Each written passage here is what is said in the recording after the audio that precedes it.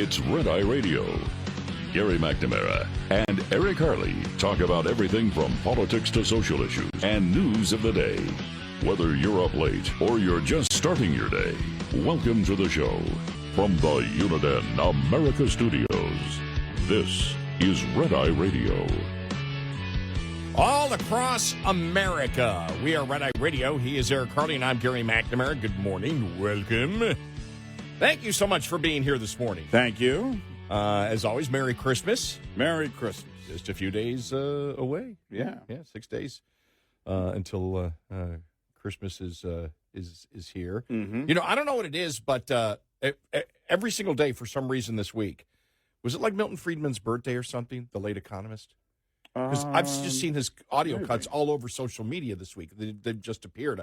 I haven't had to search for them. And since we've seen him on social media, it's like, well, let's play this one. Right, yeah. And this one's a very short audio cut. This is just 13 seconds, but it gets straight to the point, okay? All right. Here we go. All right. First of all, the government doesn't have any money. Only people have money. The government only gets money by putting its hand in your pocket and taking it out. There you go. No, he was born July 31st, 1912 in New York. Passed away November 16th, 2006 in San Francisco. I just wonder why it's just all over social media this week. That I just it did seem to be coming back. I know that Elon Musk had been posting a lot of it, and I don't know if it just sometimes it's just something. It's not that it goes viral. It just you see somebody post it, and then all of a sudden it kind of takes off. But I know Elon Musk has been posting a lot of stuff from him and other prominent conservatives and economic theories. But he's always out. Elon Musk, I'm convinced, never sleeps. He's always posting during our show. Always. You know, who was it that said, it was Susie Wiles. You and I were just briefly touching on that in the pre-show meeting. But Susie Wiles, saying he's odd. He is odd. That's who I want inventing some kind of way to move us all to Mars. The odd guy. Well, the first book I ever read as a kid, I was in elementary school and there was a book fair. Yeah. And I don't know why I chose it, but I chose the book. It was a book for children, basically for children, for elementary school students. Yeah. It was a biography of Thomas Edison. Okay. Yeah. And, you look at his life and you're like, okay, he's unique. All of these people that are extremely smart and these inventors, they're unique because they don't really socialize a lot. Well, I mean, look, think about it. I should talk about socializing, by the way. Einstein looked like he would be the lead singer of a metal band. You know what I mean? Nobody wore their hair like that back then. Or Kramer's father. They could have gone either way. I mean, you put Einstein in a robe, and have him walk around the streets in a robe and slippers, and it would have been a totally different perception of the guy. But obviously, he was a genius. Brian Regan always makes the point. He goes, if he was so smart, then why does everybody, when you're not so smart, they call you Einstein? All right, Einstein, way to go, Einstein. But it's, I want the odd people. It's always the odd people. They're the ones, the CEO of NVIDIA said he never stops working. He works all the time. He works on holidays. He's always working through vacations. Even if he's with his family somewhere remotely, he's working. He's always working. They never stop working. These are the people that never stop working. That's why you could take all their wealth tomorrow, and then they'd be wealthy again in a couple of years. I would never want his life, though. I can't imagine living a life where you have as much security and people around you all day. Yeah.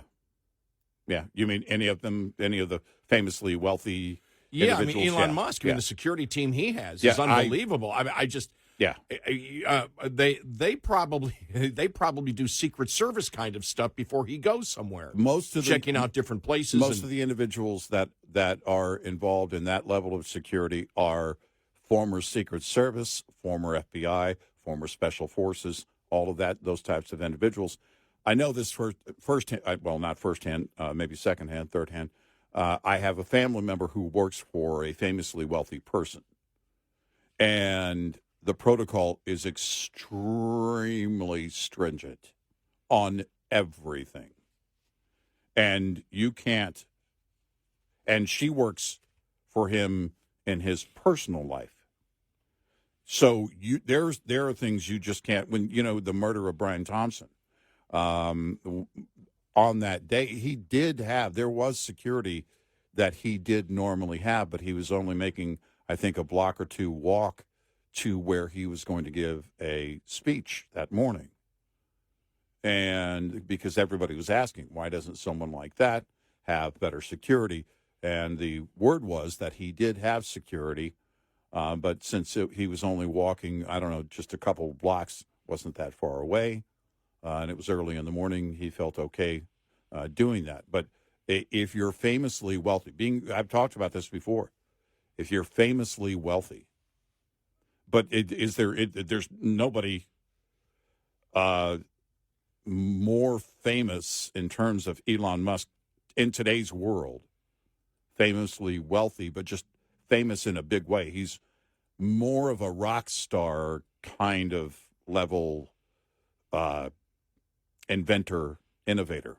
I would hate that, whether it be somebody like Elon Musk or Taylor Swift, or it would drive, or Michael Jackson when he was alive. Mm-hmm. I couldn't live that life. You can't go anywhere. Yeah, I couldn't live that life with people that I pay that are all around me 24/7. Well, the guy that won the one of the $1 billion Powerballs, and gave his name out.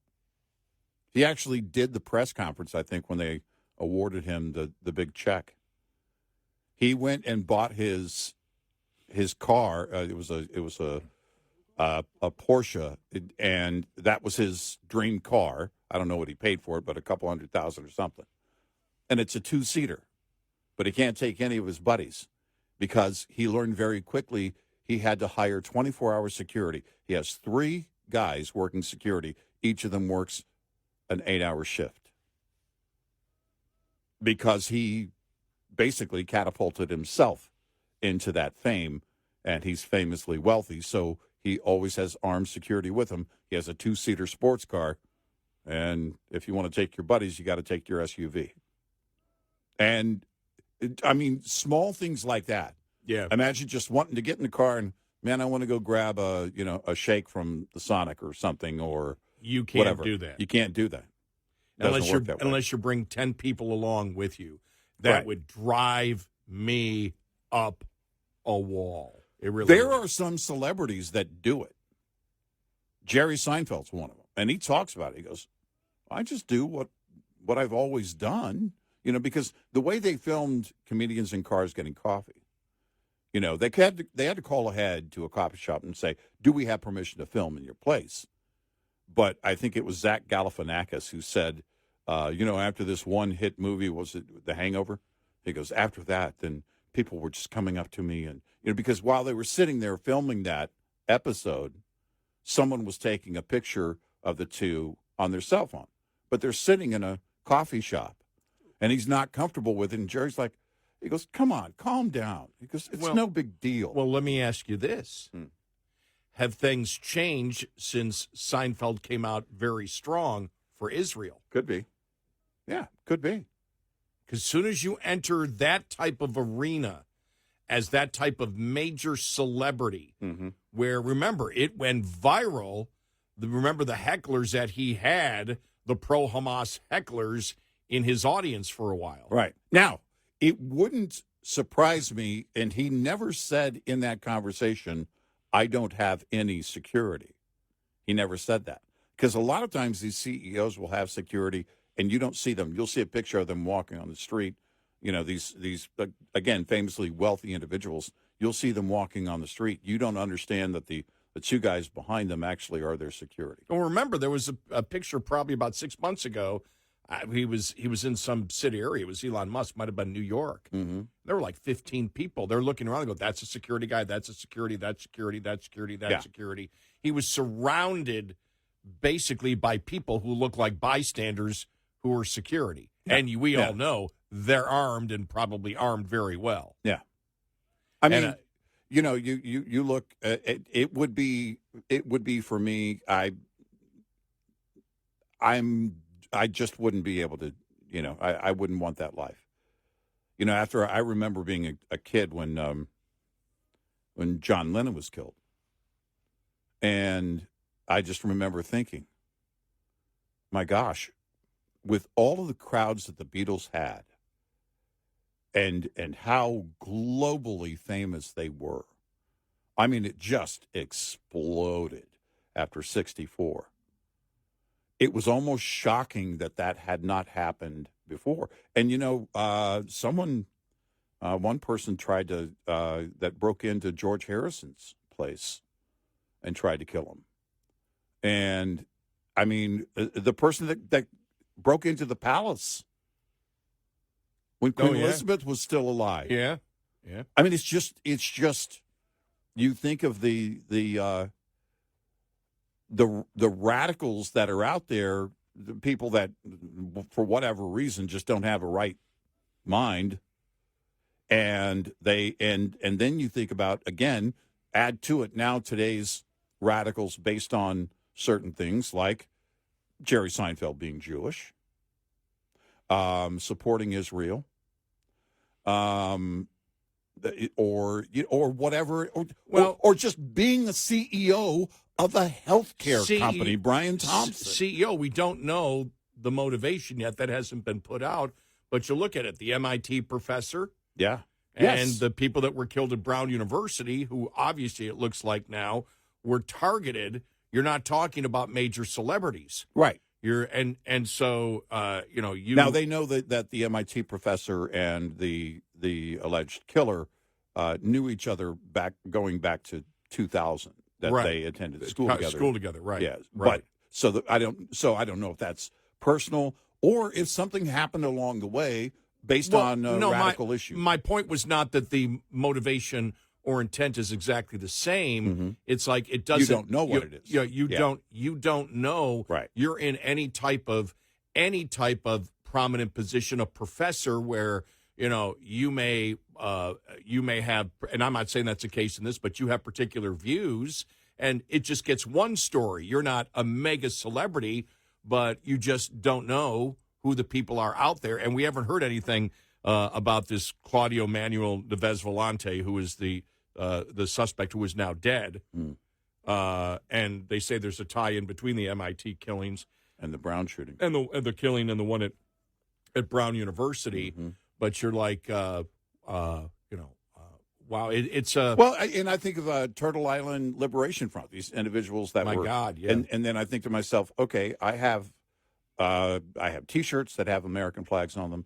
I have a couple of caps, ball caps that have American flags on them. Yep. Is that enough to set them off? I mean, is that because if you think of that, they're basically it's death to America for any and every reason.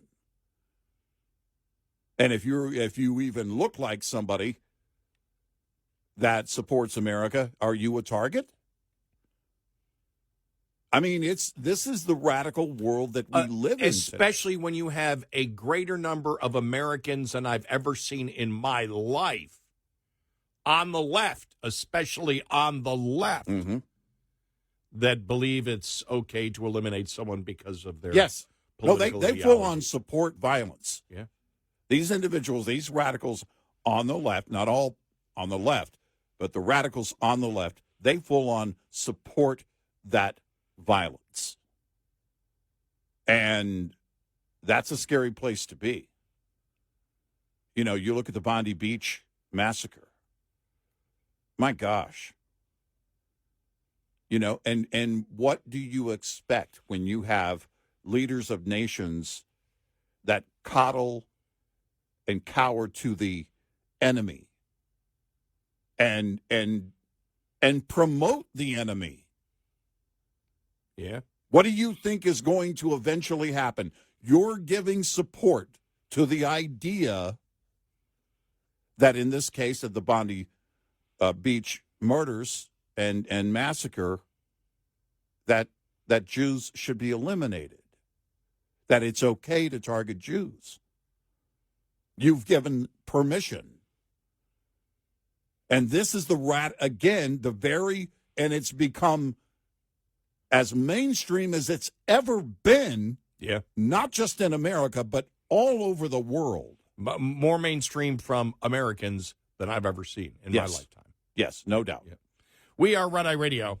Brought to you by Hot Shot Secret. Hi, I'm Jen Loomis, a transport safety expert at J.J. Keller. Once a roadside inspection is completed, the officer will close it out. If violations were discovered, most officers, as a courtesy, will explain the violations to the driver. If there were any out-of-service violations, the officer will normally explain what must be done to get the out-of-service order lifted. Drivers need to be very attentive during this part of the inspection. The driver also needs to read and understand the complete inspection report. The driver has 24 hours to get the roadside inspection report to the motor carrier. If the driver will not be returning to a company facility within the next 24 hours, the driver needs to know to get it on the way to you via email, mail, or fax within 24 hours. This tip was brought to you by J.J. Keller and Associates. Visit us at jjkeller.com.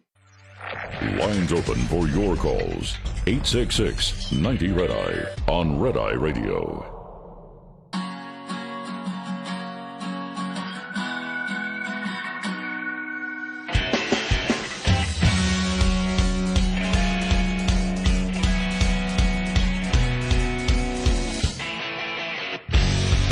We are Red Eye Radio. He's Eric Harley, and I'm Gary McNamara. Welcome and good morning.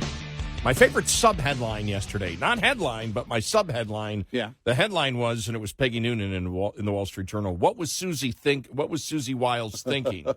And that's the headline. The sub-headline is what makes me laugh, though. Yeah. My guess is she wanted to be understood, which is almost always a mistake in public life. Exactly.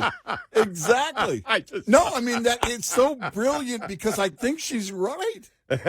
There's this weird thing. I think, honestly, I think John Bolton, in writing his book, in part, that was the motivation. And then next thing you know, they're the darling of the left or whatever for a few minutes. It's like, we want to be understood, so we're going to go to the left. Yeah. To be, in order to...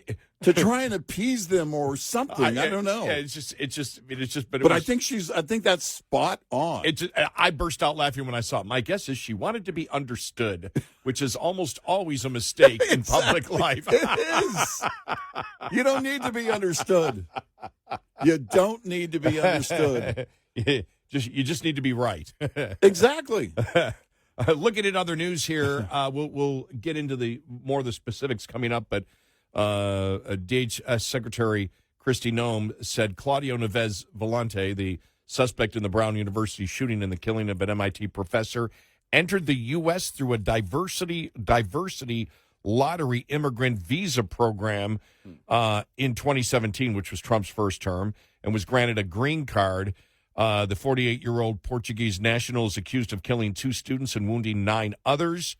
The Brown University shooter, this is her statement, Claudio Manuel Neves-Valente, entered the United States with the Diversity Immigration Visa Program in 2017 and was granted a green card. This heinous individual should have never been allowed in our country. In 2017, President Trump fought to end this program following the devastating New York City truck ramming by an ISIS terrorist who entered under the DV-1 program and murdered 8 people. At President Trump's direction, I'm immediately directing the government to pause the DV-1 program to ensure that no more Americans are harmed by this disastrous program. So we'll have more on what we learned here in the last couple of hours coming up next.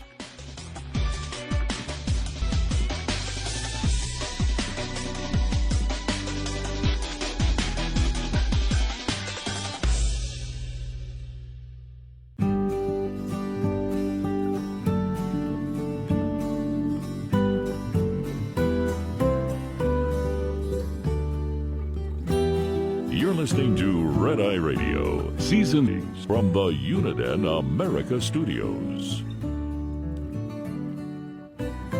And we are Red Eye Radio. He is Eric Harley, and I'm Gary McNamara. Merry Christmas, everyone. Just looking at the latest, because I woke up to this. I'm like, oh, wow. I went to sleep early yesterday, and all of a sudden woke up and saw that the suspect in both the Brown, and they connected him also earlier in the day to the MIT shootings, was found dead in a storage, I guess a storage box, whatever you call those places, according to the U.S. Attorney for the District of Massachusetts. You look at this and you say, what's, and we'll probably find it out. There's probably a pattern here, but we'll find out why he did it. Right. Yeah, what the motivation was. Yeah. He attended the same academic program as the MIT professor between 95 and 2000. I haven't seen anything that fully described the nature of their relationship otherwise. So not sure if there was if it was personal motivation or not, or if that the fact that they attended the same school at the same time was just a coincidence, or maybe a combination of both. They're also crediting the Rhode Island Attorney General Peter Nerona credited a witness that played a critical role in helping law enforcement identify the suspect in the Brown shooting, calling him as outstanding a witness as I've seen. That's a quote. He says he came forward within an hour, and he was incredibly articulate. The witness helped review surveillance video and provided information that assisted investigators as they searched for the suspect, who was later found dead, as you said, Gary, of a self-inflicted gunshot wound. In New Hampshire. Mm-hmm. Right. And Nerona said that the man deserves, being the witness, a tremendous amount of credit for recognizing the seriousness of the situation and cooperating fully with law enforcement. And it says here, again, at Fox, this is from foxnews.com, he came forward within an hour. That is a quote from the Attorney General in Rhode Island. But it's came forward within an hour of the shooting, or? Well, that would make sense, because the police chief of Providence said Valente had been the focus of law enforcement investigation in the Brown shooting from the beginning. Yeah. First, a suspicious video provided officers with the description of the vehicle, which was corroborated by a tip sent to the police department. Police tracked the car to a rental service in Massachusetts, from which they pulled footage of a suspicious individual and a copy of Valente's rental records that included his full name.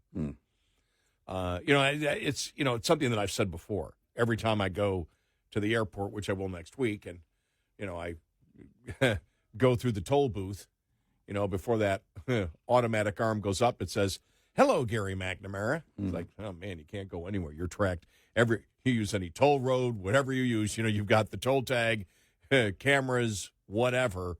If I'm mowing my front lawn, my neighbor's door cam is going off. It's so I make sure that that it's. I'm always aware of that. I don't have to make sure I'm always aware. I'm always aware that there are cameras everywhere, but it's not a concern, obviously, if you're, just mowing your lawn. Well, there are cameras everywhere. How they didn't have, they may have had clearer pictures after the Brown shooting that they didn't share, but it seems like as days went on, that wasn't the case, because if you're going to try and identify the shooter and you're releasing those photos or videos, and they were pretty grainy, then you would want all of your clearest photos and videos to be out there. And so I don't know if there were some they couldn't use for some reason, or release for some reason, because we're seeing now more images of the shooter, and it was from the beginning after the Brown shooting. The questions were piling up left and right, especially after they apprehended a person of interest and then let that person go, and then started apparently seeking the public's help by releasing more and more photos and videos. Valente was enrolled at Brown as a physics PhD student from the fall of 2000 to the spring of 2001. Brown University's president said Valente exclusively took physics classes, the majority of which have always been held in the Barris and Holly building, the lecture hall that the shooter attacked. He had no affiliation with the school at the time of the shooting. Investigators were able to, this is from National Review, investigators were able to link Valente to the two cases when they recovered surveillance video of him within a half mile of the professor's home. Officers who identified the vehicle that Valente rented and drove from Boston to Brown and then back to Boston, Foley said MIT and Brown are less than 60 miles away from each other, although the FBI special agent in charge of the Boston office, Ted Dox, said on Tuesday that authorities did not think the two shootings were connected. Reports spread on Thursday that New England investigators were looking into the possibility between the two cases. Valente's motive is still unknown. Yeah. And the one thing I think of is, was it political, or was this like the Unabomber? Right. What we spoke of before. I mean, it's really hard to know in today's world what the motive might be for any given act of violence. Because there seem to be so many motives out there. It's hard to assume just one, or they go in one direction, unless you have some kind of clues. Again, his association with the MIT professor, was that a coincidence? Was it based on something else, or was it based on a personal relationship? Yeah, Again, I haven't seen any description of their relationship otherwise. Okay, good, because neither have I. We know that they went to the same school together, right? but we they don't attended know the same program at about the same time, but we have no idea otherwise if they associated with each other in any way, and what the nature of that association would be. When you look at going into a classroom where there's a number of people in there and a number of people are shot, it's tougher to figure out, okay, who was targeted. Right. In the case of the MIT professor, that was in his home, so he was, without question, targeted, which is, okay, what's the reason why and what ties the two together? Right. Because you would have to approach us, I believe, as an investigator, believing until it could be disproved that there was something that connected the two, that they weren't random. They weren't both. One wasn't targeted and then decided to do the other one. Both of these things were premeditated. Until you could prove to me otherwise that they weren't. Right. Yeah, because that type of coincidence just doesn't happen. So, what's the tie-in? What's the motivation? Mm-hmm. Was it political? Was it Ted Kaczynski insanity? Mm-hmm. Combination of both. Right. But it will really be interesting because I believe they'll get to the. I believe somebody who does something like this, that you leave enough, whether it's in social media posts, whether it's in writings, whether it is something, things you have said to other people about those people, references you've made in the past. Right. Yeah, if it is a targeted shooting, if it's a targeted attack, there's going to be some kind of evidence at some point that shows, again, describes the nature of that and and how the relationship developed or what the grievance was that the person had. So I'm guessing we'll find that out in the coming days. Yeah, it's just it is unique. It's unique. I want to make sure I use the right word here. Yeah. It seems to be, a unique type of crime. Right. Unless again, you saw the story that is it related to was he working for Iran? You've heard that, right? Yeah, For the MIT professor. Right. That was one of the things that was thrown out there. Law enforcement have not made that connection as of yet. Right. Police in Providence, up until the recent shooting, had only investigated 2 other murders in 2025. So, this clearly, obviously, was a massive story nationwide, but also a massive case for local police. It'll be interesting to see what they learn in the coming days about the motivation. But, again, it's in line with what we talked about earlier this hour, and that is it's hard to know the motivation. And with more and more on the left, not only condoning, but engaging in violence, it's, again, you're adding to that pile of could-be reasons more and more every single day. And then the debate will continue as it has since, I remember, which is the left saying, okay, we need more gun control. Well, it didn't work. Right. You're not allowed to have a gun on the Brown University campus. Right. Didn't stop anyone. So that debate will continue. But what we have seen over the last 30 years, even with the screaming of the gun control side, more states are opening up to ensure, you've seen a movement in the complete opposite direction. Right. Yeah. Because I do think that people look at it and say, well, I might not be able to stop him, but if I'm caring, I at least have a better chance from the person who is not. Right. Yeah. I mean, that's just logical self-preservation, instinct, and critical thinking. Increasing your odds. Yeah. You increase your odds at that particular point. Right. Well, it's not 100%. Nobody said it's 100%. Nope. There's nothing that's 100%. Nope.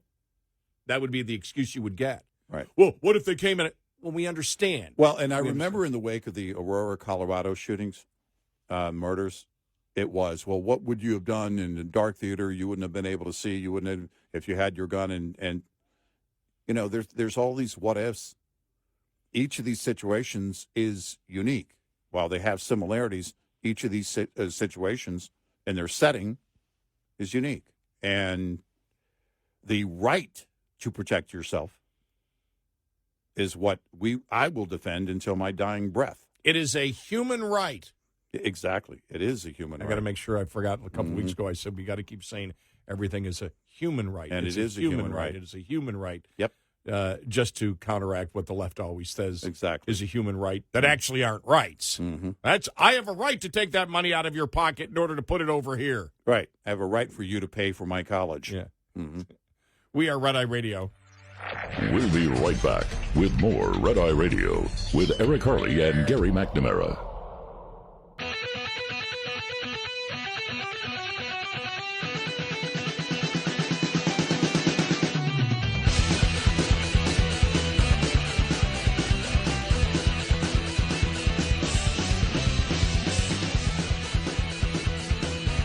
We are Red Eye Radio.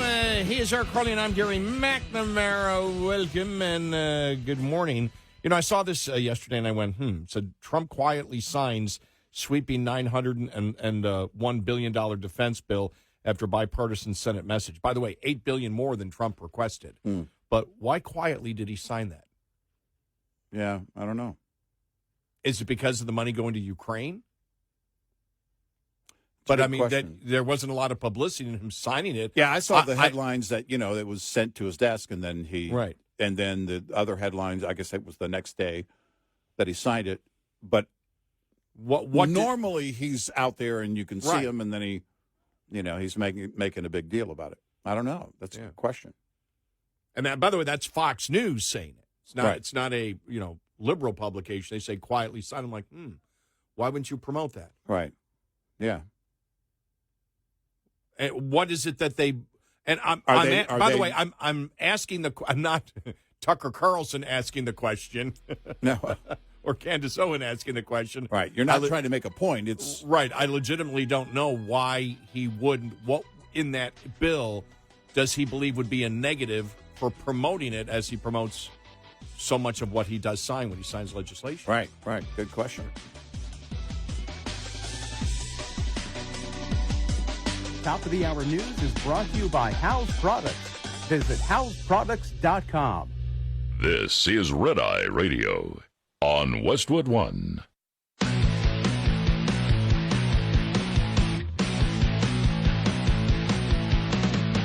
Now, it's Red Eye Radio.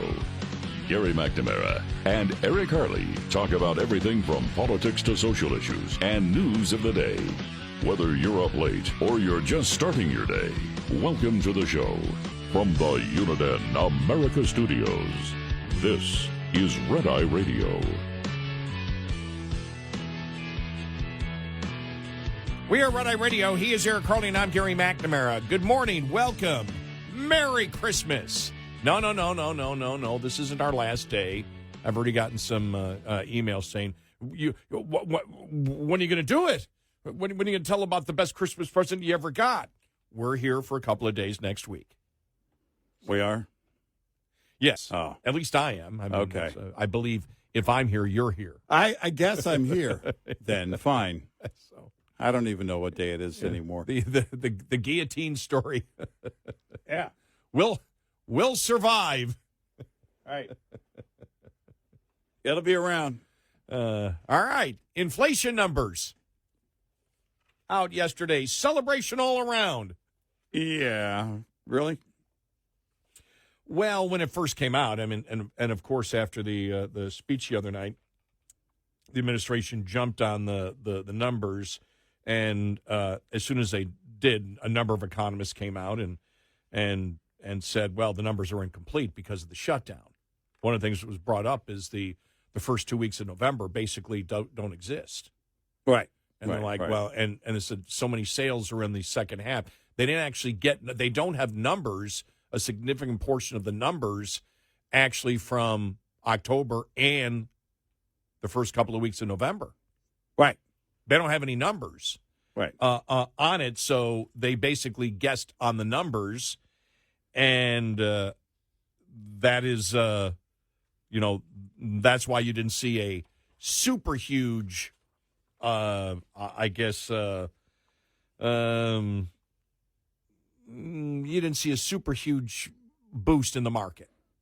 Well, you didn't. There was with the Dow, with the S&P, with the NASDAQ, it was an up day, but there were some earnings that came in, and really the market was looking at, I mean, in a situation like this, you look at the Treasury yields, and as they point out in the Wall Street Journal, there really wasn't much movement. The market kind of took it with a grain of salt based on the fact that it's incomplete data. Now, if we get down the road and this trend continues within this range, then you might go back and say, all right, then that data was fairly accurate, even if incomplete. Yeah, I would agree with you. I think if December comes in and it's similar to this, I would agree with you on that. The Bureau of Labor Statistics reported that the Consumer Price Index had an annual inflation rate of 2.7%, while core CPI, the measure that excludes food and energy prices, was even lower at 2.6%. The November data released Thursday was delayed by 8 days because of U.S. government shutdown, but more importantly, the October data was canceled, leaving it to the Bureau of Labor Statistics to make certain assumptions about the prior month's inflation levels. Right. those assumptions and the methodology were not clear to economists and were not fully explained in the release. The downside surprise reflects weakness in both goods and services, but may be partly due to the method issues. The BLS might have carried forward prices in some categories, effectively stating during that time that they were assuming there was 0% inflation, said Michael Gapin, chief economist for Morgan Stanley, in a note deeming the November readings as noisy in a way that's difficult to draw strong conclusions from. He said if these technical factors are the main source of weakness, we could see reacceleration in December. UBS economist Alan Detmeister said the price change in October appeared to have been set to 0. Yeah. Then you had Evercore, Krishna Guhar digging deeper, saying it appears that the BLS put in 0 inflation in multiple categories where they didn't have any data, while calculating for approximately 1/3 of the cities that are normally used. To the extent that this introduces a downward bias, the Fed would be mindful of the risk of taking the data on housing services inflation at face value. So there were, again, a number of criticisms, and I don't know, and most people don't know. I mean, I'm looking here, Andrew Studiford, National Review, inflation brighter, maybe. Yeah, it might be. It could be. Again, the methodology is different because of the lack of data and complete data. And if December looks to be within the same range, then, okay, you can assume. But as long as that data is incomplete, there's really no way to know. You just have to start from wherever the next point of that complete data, which is the next report. Some economists said the headline figures were likely skewed lower by quirks in how the report was compiled, with several noting that officials did not begin gathering prices until the second half of November, a period that may have captured Thanksgiving discounts without fully reflecting higher prices earlier in the month when promotions are typically less. More significantly, a third of the inflation index looks lower than it otherwise would be because the government's data appears to show no increase at all in rent or homeowners' housing costs for October, which have been a significant contributor to inflation. And so the question that they're asking, and they say it's incomplete, did you take the 0 data that you had and simply assumed it was 0 inflation for rent and housing? Right. So, like I said, we'll see. Yeah. And again, we've always said either way, whether it goes up or down, 1 month is not the indicator. Well, it's where you go. It's where you go over a series of months, and we'll see. And hopefully so. Whether it's AI, whether it's the good stuff that Trump has done on the economy, deregulation, things like that, whether that is starting to kick in, whether the anticipation of tax cuts next year is having an effect on it. I don't know if that's the case. Hopefully it is, but it was yesterday. Well, we know that the administration is concerned with affordability. Otherwise, the president would not have spoken the other night. Right. We know they're very, very concerned about it. When you look at a number of things, like their airline tickets are down.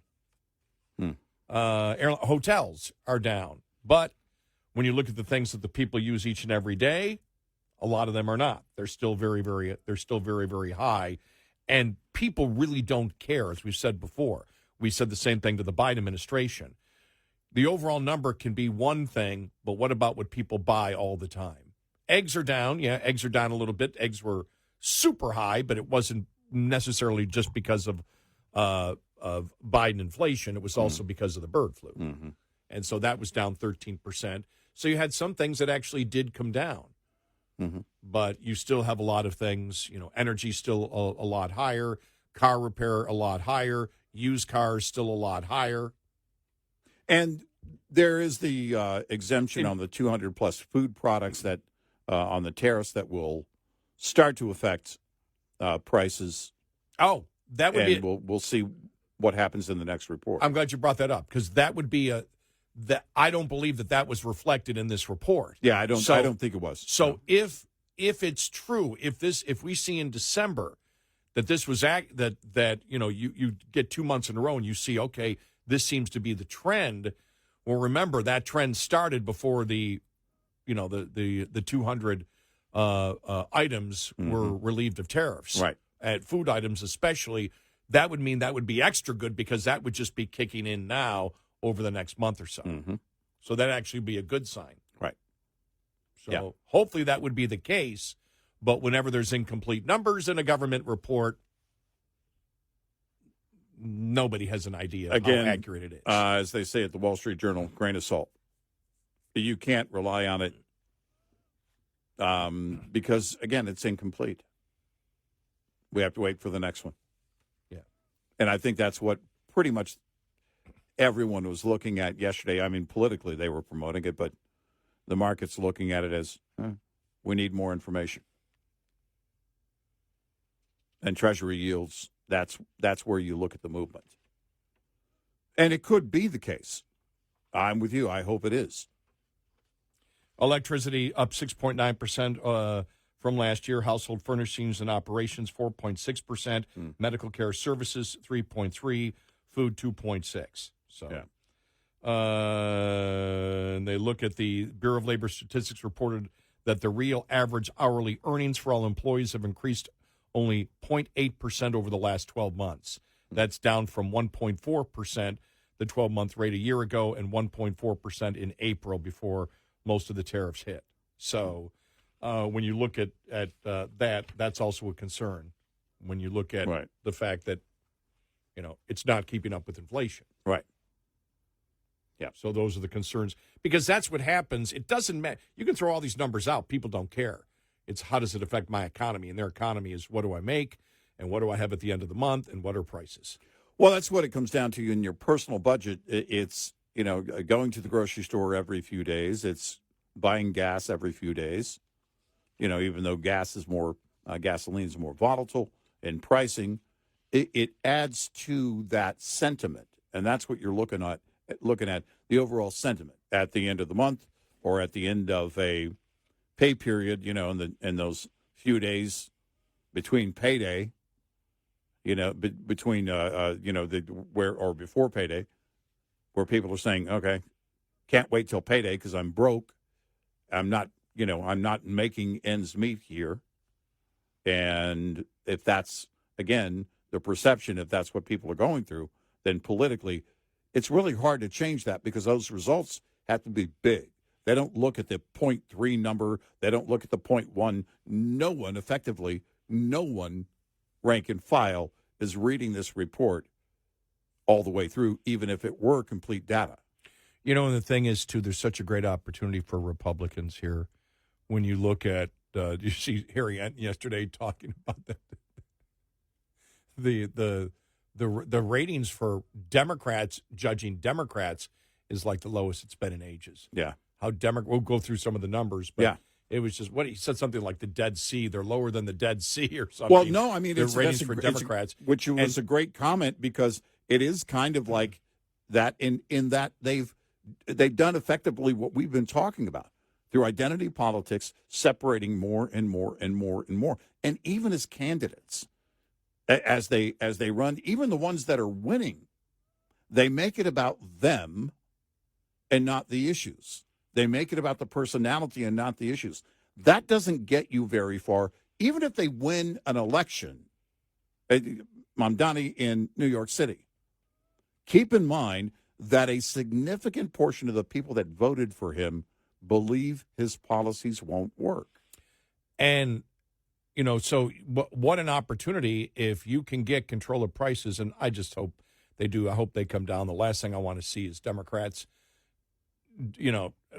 again, take the House or the Senate. because then it's, then Trump is truly a lame duck at that point. Right. Nothing will get through Right. At all. But there's such a great opportunity because you have, AOC's bragging like she's going to be the next president of the United States. Oh, my gosh. You're doing, all of a sudden, you're stirring up the far left that believes now they can win, as the people are saying, can't stand the Democratic Party. They're looking for sanity. And if you can get prices under control, the Republican Party leads on so many of the issues, and the way that the public is looking, and even the Democratic Party is looking at the Democratic Party, the Democrats don't like the Democratic Party. They want them to be even more radical. Mm-hmm. And so you've got, on the national level, AOC talking about running for president, Jasmine Crockett for the House. This could be, you have the potential of being the complete destruction of the Democratic Party. Yeah. And it's just like, come on, don't grab defeat out of the jaws of victory, Republicans. Mm-hmm. It's never been a better time. I have never, as a radio talk show host, ever seen a better time. And we've been saying this for the last 20 years. Every year it gets better to promote conservative principles if you can do it correctly. Right. And it's just, the other side is, insane. Think about this. I think it was, I'll find it, was one of the members of the Democrats of Congress promoting the fact that children should be able to, because, the Trump administration, all right, RFK, I like it. Mm-hmm. No hospital. Mm-hmm. We'll do child sex changes. Mm-hmm. Right. That's child abuse. Right. It's absolutely child abuse. I've said for a long time they should be in prison if they're doing that. And they're out there defending it yesterday. Right. It's just like, you've got it. The only thing keeping Republicans is prices. That's it. That's it. Yep. And that's why we focus on it so much, because we look at it and we go, get that under control. And I don't know how Democrats can win. They could still win, like I said, this year.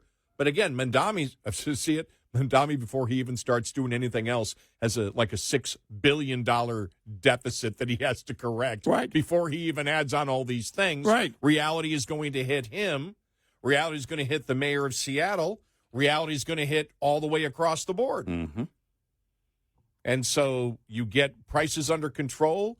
You get that. And I just don't see over the next, and I'm talking long term, 20, 30 years. Mm-hmm. I just see a dominance of a conservative /conservative populist economic and cultural agenda, which to me, not that I would agree with all of it at all, but I probably would agree to 70% of it or 75% of it, where I look at the Democrats and it's a big fat zero.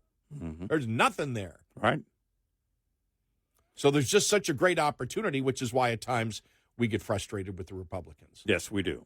And the time has always been now. It's always now. And you always run like you're 20 points behind. We are Red Eye Radio. This morning's USDA Farm Report is brought to you by House Products. Tested, trusted, guaranteed since 1920. Poinsettias, an iconic Christmas symbol. Yet how did it become such? Robin Butterbaugh of South Dakota State University Extension says there is an obvious connection. It blooms in the month of December as the nights are lengthening. With a story of a Mexican woman picking a bouquet of roadside flowers on the way to a Christmas Eve nativity scene, presenting the arrangement at the display only for the poinsettias to bloom right on the spot. And so after that, it became adopted as part of Christmas decorations in nativity processions, and the colors of red and green became more associated with Christmas. While originally called Quetzalcoatl by the Aztecs, the modern name is tied to a U.S. ambassador to Mexico who brought poinsettias to our country in the early 1800s for cultivation and gift-giving. Ambassador John Poinsett. I'm Rod Bain reporting for the U.S. Department of Agriculture in Washington, D.C. This report brought to you by Cenex Fuels and Lubes. Get in touch with Red Eye Radio, toll free at 866-90-RED-EYE.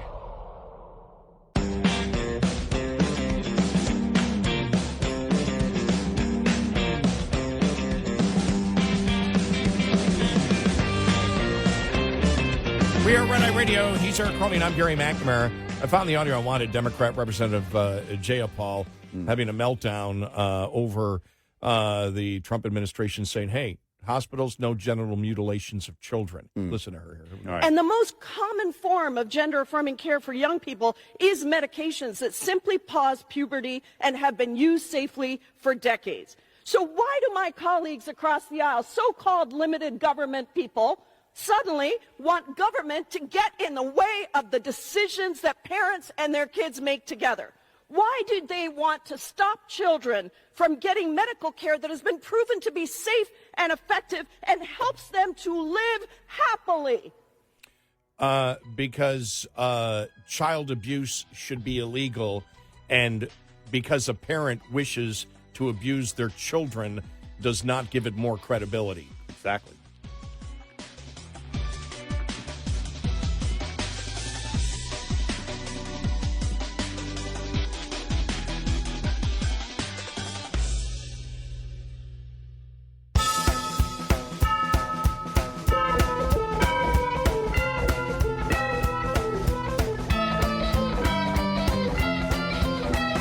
This holiday season, give the gift of the Red Eye Radio app. Merry Christmas from Gary McNamara and Eric Harley. Red Eye Radio. And welcome to the Trump Harley McNamara Red Eye Radio program. Yeah, that's We right. appreciate we you. renamed it. The board voted, and it was unanimous. I couldn't stop laughing yesterday at that one. I'm like, oh my gosh, Oh, you drive him nuts. And Oh, the left is just going crazy. hey, they don't have the right to do that. No. Congress, No. it was a student from Congress. It's like they're going crazy over it, and that may be the case. I mean, it is the case that Congress did. I did research that Congress are the ones that named the Kennedy Center, but it's just the reaction of the left. Oh, my They gosh. just went absolutely bonkers. And every year they're going to have to announce it that way. Well, I have a feeling if there's a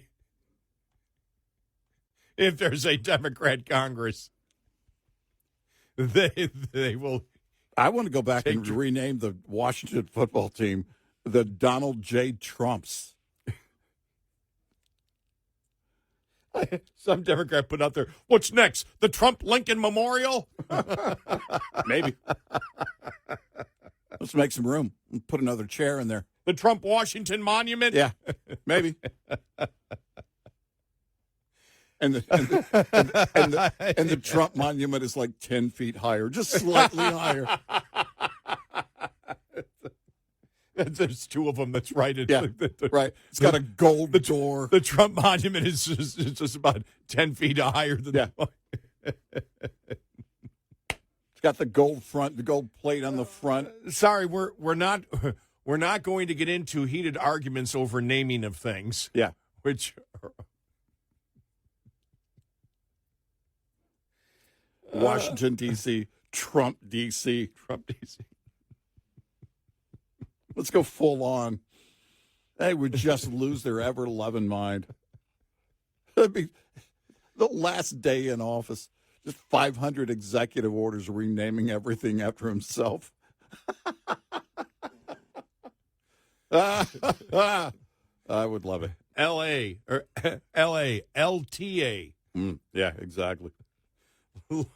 Los, LAX. Los Trump Angeles. Yeah, The city of Trump and angels. that's right. United States of Trump America.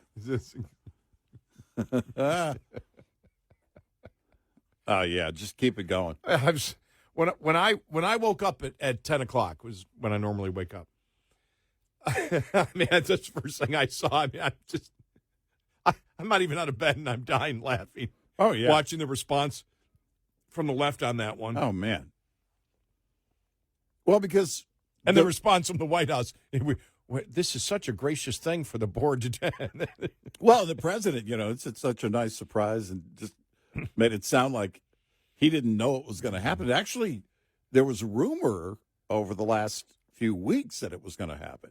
Yeah, we had heard it. We had talked about it. So it was the story was out there, and I think Trump's done a good thing. A lot of the stuff he has done You saw that Cheap Trick got, they were eviscerated by the left, and they just said, no, we got invited.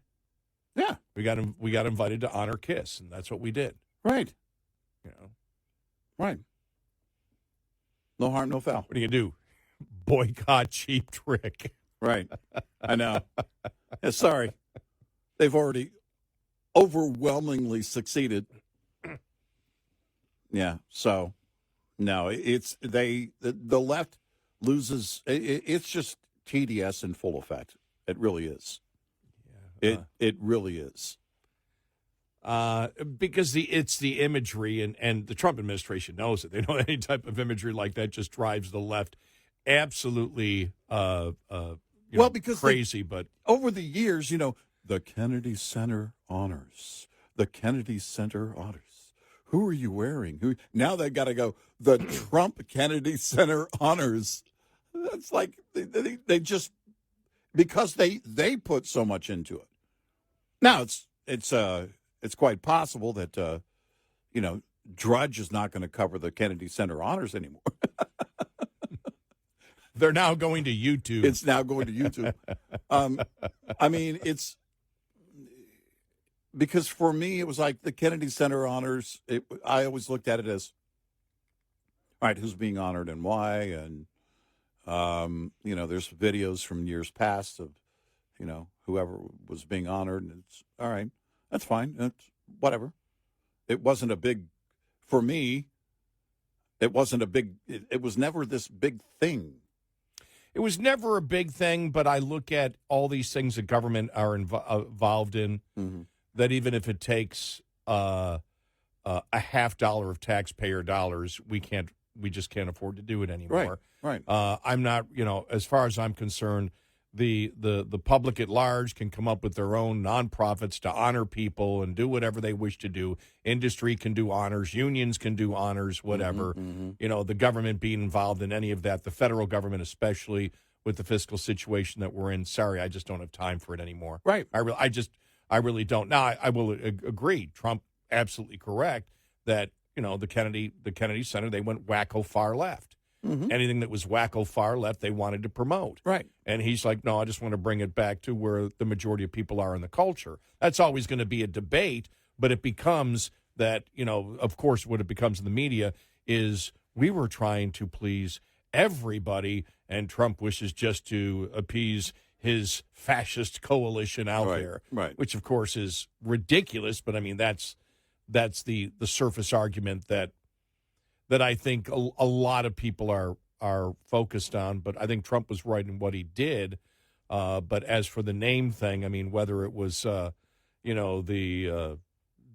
Gulf of America or Trump Kennedy Center or whatever, it's, I look at the military bases a little bit differently, though.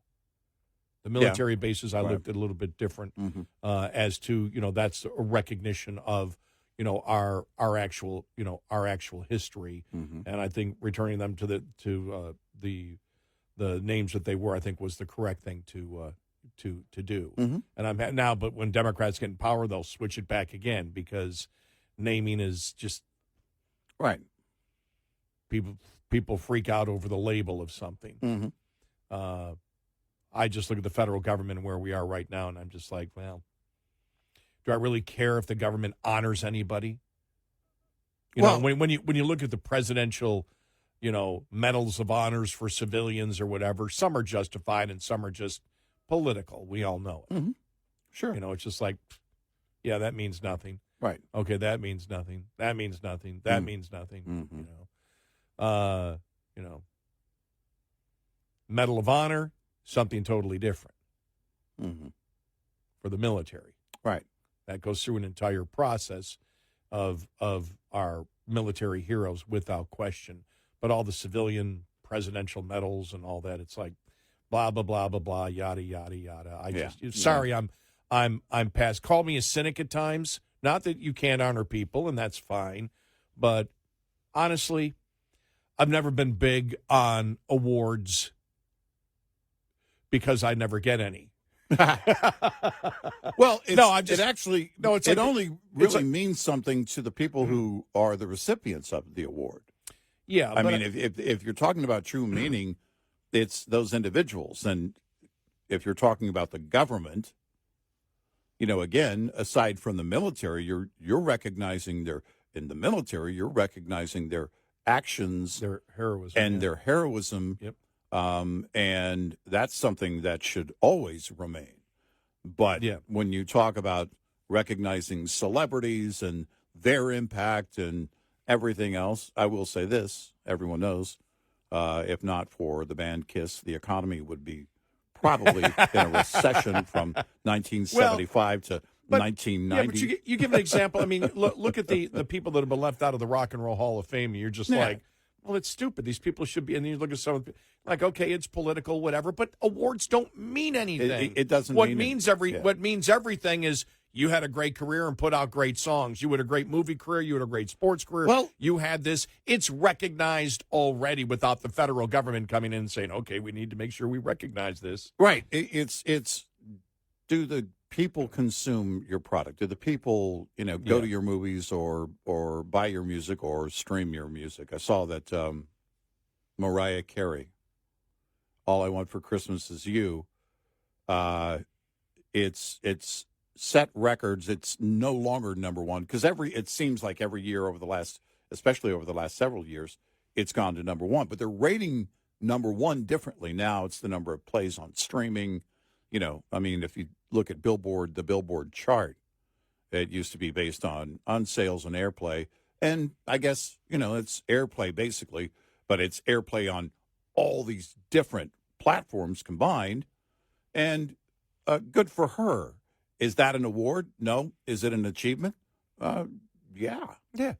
It shows there's a consumer market for it. Well, look, you and I have always said with the Oscars, the Oscars should be, what did the public like? Well, how do we judge that?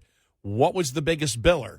Right. That's the movie of the year. Well, what's the longevity of a career? But you can justify that's the movie of the year. Yeah. And you've got your evidence that's irrefutable. Well, it's like people went. Speaking of which, Billboard, I don't know if they still do it. I guess they still do it. Did the Billboard Awards. Well, we already know that. We've been watching the charts all year. Yeah. You know what I mean? And the number one song of the year, well, no, we already know that. It's whatever song was at number one for the longest or whatever. And it was like, the People's Choice Awards. Well, we already know that too. We already chose that. Right. We know. But it kind of put the Oscars, the Emmys, and all of that.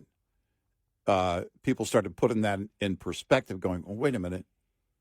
If the movie makes $1 billion at the box office and gets 0 awards, well, it means people still consumed it.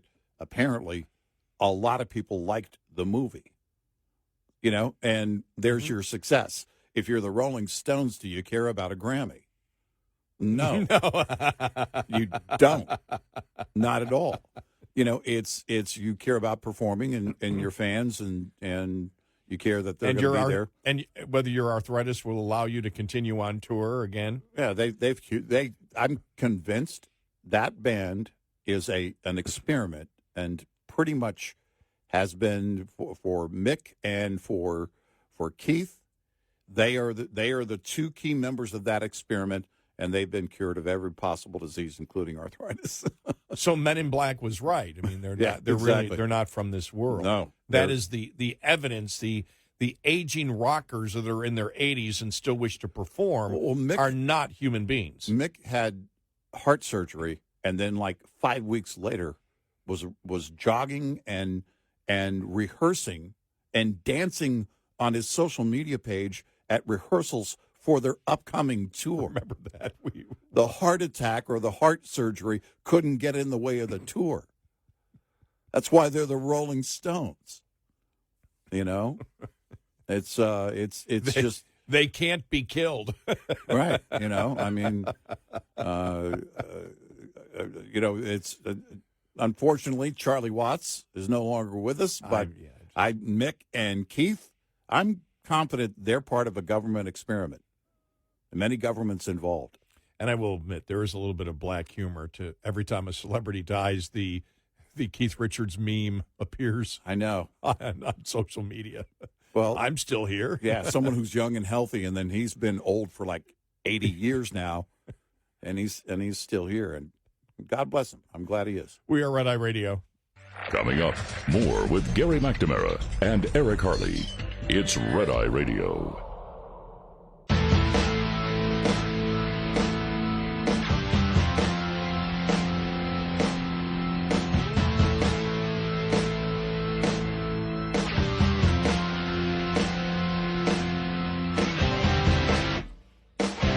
We are Red Eye Radio. He's Eric Harley, and I'm Gary McNamara. You know, I think one of the most underreported stories yesterday was the first U.S. Attorney, the first Assistant U.S. Attorney, Joe Thompson, yesterday revealing that the 14 state Medicaid programs have cost Minnesota $18 billion since 2018, including more than $3.5 billion in 2024 alone. His point is he believes that way more than $1 billion has been lost to fraud. Yeah. Yeah. And I've seen this story over the last couple of days, and then he came out actually and said it. You know, it's interesting because when that story, I think it was last week, maybe a week before we were talking about it, I said, there's no telling how deep this goes. If this is what we know about, and keep in mind, you know, some of those state workers were saying, no, this has been going on for a long time, and everybody knew about it, basically. And if that's the case, then we're probably going to find out this is more costly. And now we're finding more information. Mm-hmm. Wow. Unbelievable. I know.